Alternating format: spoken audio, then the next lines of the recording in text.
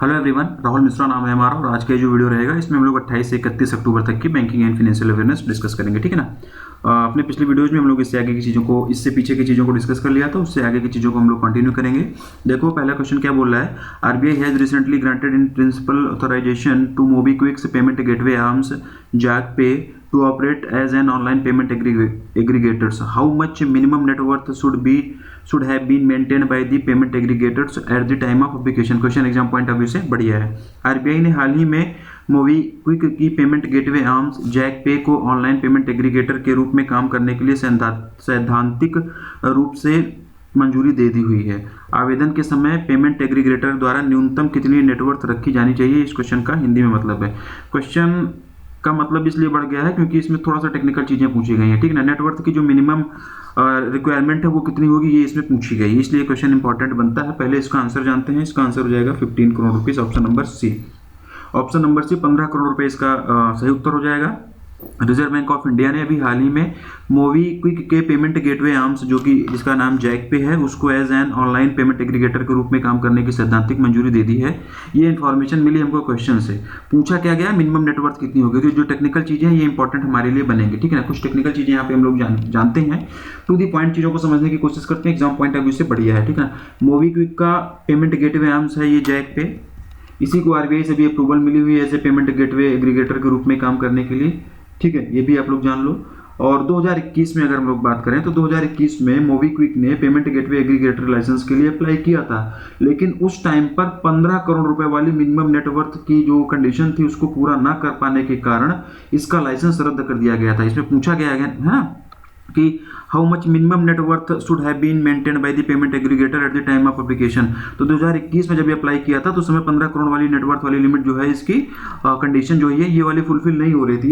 इस वजह से 2021 में इसका लाइसेंस रिजेक्ट कर दिया गया था।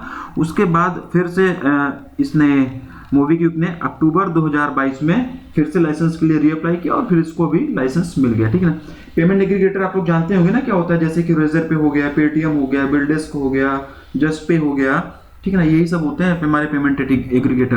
पेमेंट एग्रीगेटर को थोड़ा सा और आसान हम बोलचाल की भाषा में समझने की कोशिश करें तो ये बेसिकली होता है क्या है, इसको ज़्यादातर हम लोग ई कॉमर्स वेबसाइट्स में यूज़ करते हैं पेमेंट कलेक्ट करने के लिए। ठीक है ना।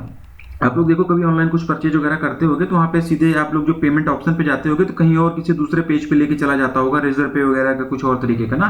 तो वो जो रेजर पे वगैरह होता है वही पेमेंट गेटवे होता है, पेमेंट एग्रीगेटर होता है। ठीक है ना।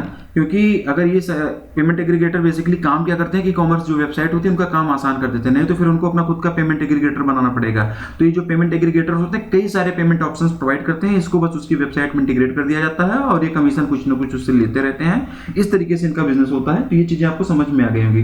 पेमेंट एग्रीगेटर की जो टेक्निकल चीजें उसको भी थोड़ा सा जान लेते हैं। एक तो इस क्वेश्चन में ही पूछा गया था मिनिमम नेटवर्थ वाली। तो एप्लीकेशन मतलब देने के टाइम पर, जिस टाइम पर हम लोग एप्लीकेशन देते हैं उस टाइम पर क्या होता है कि उस टाइम पर जो मिनिमम नेटवर्थ होती है वो कितना मेंटेन करना चाहिए। जिस क्वेश्चन में पूछा गया कितना, 15 करोड़ रुपए पेमेंट एप्लीकेशन के टाइम पर। ठीक है ना। एप्लीकेशन के टाइम पर 15 करोड़ रुपए की नेटवर्थ होनी चाहिए और ऑथराइजेशन मिल जाने के बाद में फाइनेंशियल ईयर ऑथराइजेशन मिल जाने के तीसरे फाइनेंशियल ईयर में जो नेटवर्थ है वो 25 करोड़ रुपए हो जानी चाहिए। ऐसी कंडीशन इसकी होती है। ठीक है ना। फिर से सुनो आप लोग, एप्लीकेशन के टाइम पर, जिस टाइम पर एप्लीकेशन दिया जाएगा 15 करोड़ रुपए की नेटवर्थ होनी चाहिए और ऑथराइजेशन मिल जाने के तीसरे फाइनेंशियल ईयर में नेटवर्थ 25 करोड़ रुपए की हो जानी चाहिए। ठीक है ना। ये टेक्निकल चीजें, ये चीज आप लोग याद रखना। और अच्छा एक चीज और, तीसरे फाइनेंशियल ईयर के बाद में 25 करोड़ रुपए की नेटवर्थ हमेशा जो है मेंटेन करके रखनी है। तीसरे फाइनेंशियल ईयर में 25 करोड़ की नेटवर्थ हो जाएगी और उसके बाद में इसको हमेशा ऑल टाइम मेंटेन करके रखनी है। तो ये कुछ टेक्निकल चीजें थी जो आप लोगों को मतलब याद होना चाहिए था, पता होना चाहिए था। तो ये चीजें यहाँ पर बताएगी। ये क्वेश्चन इसीलिए इंपॉर्टेंट ये बनता है। ठीक है ना। मोबीक्विक के हेडक्वार्टर की अगर हम लोग बात करेंगे तो गुरुग्राम हरियाणा में इसका हेडक्वार्टर हो जाएगा। आगे बढ़ेंगे। Economist Rohit Lamba, along with which ex-RBI governor, has authored a new book titled Breaking the Mold, Imagining India's Economic Future। ठीक है ना। अर्थशास्त्री रोहित लांबा ने किस पूर्व आरबीआई गवर्नर के साथ में मिलकर breaking the mould imagining ideas economic future नामक एक नई किताब लिखी हुई है। इस क्वेश्चन का हिंदी में मतलब है। ठीक है ना। ऑप्शंस आप लोगों के सामने दिए गए हैं। ऑप्शन नंबर है रघुनाम गोविंदराजन, इसका आंसर हो जाएगा। बस वन लाइनर ही करेंगे। किताब का नाम और किसने किसने मिलकर लिखी है ये चीजें हमको याद करनी है। दिसंबर 2023 में ये किताब जो है वो लॉन्च कर दी जाएगी। दिसंबर 2023 में ये किताब जो है रिलीज कर दी जाएगी। बस इतना ही हमको यहाँ पे जानना है। Next, Which bank has recently launched Go Saving Account से zero balance digital banking product?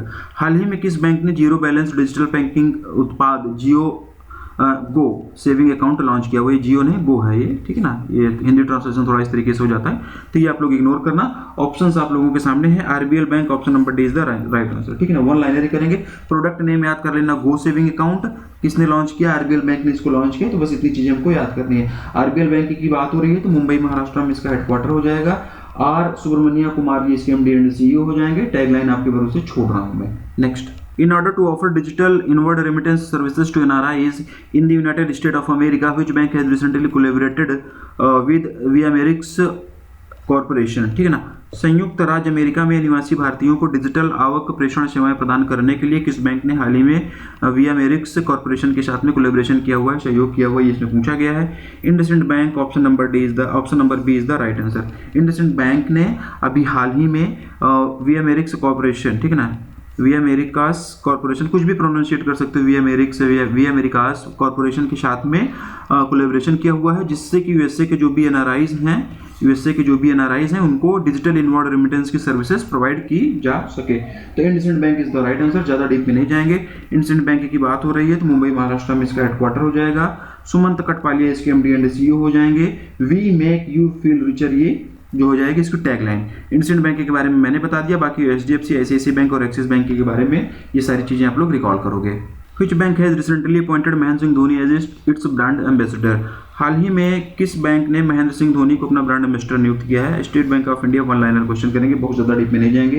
The banker to every Indian, State Bank of India की टैगलाइन। दिनेश कुमार खारा ये इसके चेयरपर्सन। अश्विनी तिवारी एमडी हैं, ठीक है ना। ये मैं अश्विनी तिवारी का नाम बता रहा हूँ। और भी कोई एमडी होते हैं कि नहीं ये आप लोग याद कर लेना। कितने एमडी होते हैं ये भी आप लोग याद कर लेना। होते भी हैं कि नहीं होते हैं ये भी डाउट्स मुझे आ रहा है इस समय, ठीक है ना। तो मैं आपसे पूछ रहा हूँ, आप उसका रिप्लाई मुझे कर देना कमेंट सेक्शन में, अगर यूट्यूब पर देख रहे हो तो।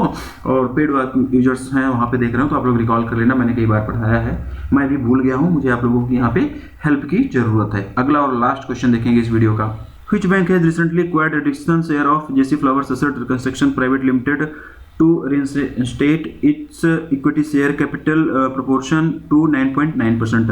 हाल ही में किस बैंक ने अपनी इक्विटी शेयर पूंजी अनुपात को 9.9% तक बढ़ाने के लिए बहाल करने के लिए JC Flowers asset reconstruction company reconstruction private limited के कितने अतिरिक्त शेयरों का अधिग्रहण किया है? ये इसमें पूछा गया, ठीक है ना। तो इसका जो आंसर हो जाएगा यस बैंक। यस बैंक ने भी हाल ही में JC Flowers asset reconstruction company private limited के कुछ शेयरों का अधिग्रहण किया हुआ है, जिससे कि वो अपनी हिस्सेदारी को 9.9% तक बढ़ा सके। तो ऑप्शन नंबर है Yes Bank is the right answer. One liner ही रहेगा, बहुत ज्यादा डीप में नहीं जाएंगे, ठीक। तो आज की वीडियो का ये लास्ट क्वेश्चन अक्टूबर हम लोगों ने यहाँ पे कंप्लीट कर दिया। आज के बाद में आज रात तक कल तक आपको अक्टूबर की पीडीएफ मिल जाएगी। उसके बाद में हम लोग फिर नवंबर स्टार्ट करेंगे, ठीक है ना। चलो मिलते हैं अपने अगली क्लास में।